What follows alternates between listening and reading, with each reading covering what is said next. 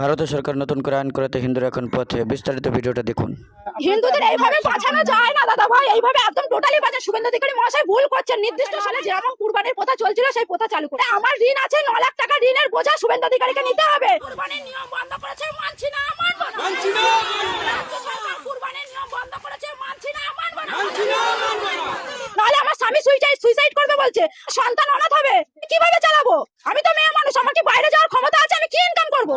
রেখা পাত্র দিদি ভাই যে কথা বলছে যে গরু যে 14 বছর বয়সীকে কুরবানি দিতে হবে, প্রথা তো এতদিন ছিল না।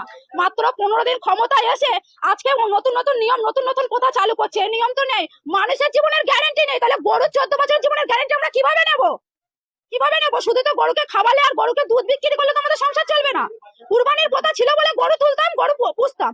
এখন যদি এই নিয়ম চালু হয় তাহলে মুদি আমাদের খাটালে গরু তুলে দিক, তারপরে আমরা সেই গরুকে মুদি খাওয়ানোর পয়সা দেবে, আমাদের দেখাশোনা করার পয়সা দেবে, তাহলে গোমাতাকে সেই 14 বছর বয়স পর্যন্ত আমরা রেখে দিতে পারবো। তার আগে গোমাতা এতদিন এই প্রথা চালু ছিল না, আমরা এই প্রথা রাখতে পারবো না। আমাদের কুরবানির প্রথা চালু করুক, নাহলে আমাদের স্বামীরা সন্তানরা সব অনাথ হয়ে যাবে, সুইসাইড করবে বলছে।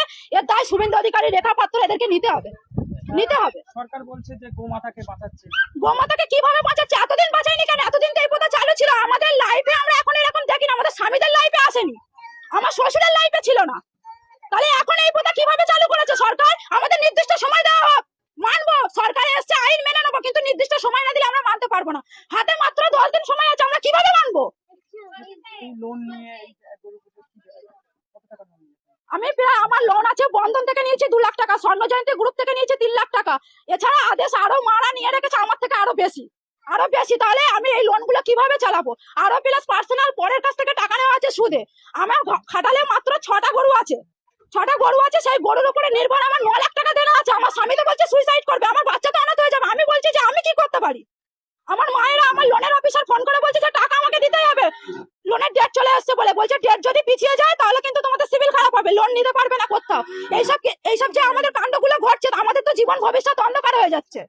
আপনার কতটা গরু চাষ করেছেন?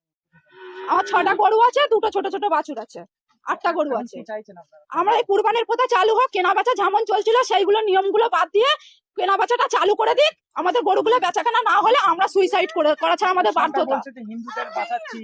হিন্দুদের এইভাবে বাঁচানো যায় না দাদা ভাই, এইভাবে একদম টোটালি বাঁচা। শুভেন্দু অধিকারী মহাশয় ভুল করছেন। নির্দিষ্ট সময় দেওয়া হোক মানুষকে, নির্দিষ্ট সময়। 15 দিন ক্ষমতায় এসে এখন এগুলো হয় না, এগুলো হয় না, এগুলো আমরা মানতে পারছি না। তাহলে আমাদের স্বামী, আমার সন্তানের, আমাদের সংসারের দায়িত্ব নিয়ে যায় লোনের, তারপরে আমার সংসারের যাবতীয় দেনাপত্র দায়িত্ব নিয়ে নিক শুভেন্দু অধিকারী মহাশয়। নাহলে যেমন কুরবানির প্রথা চলছিল সেই প্রথা চালু করে দিক।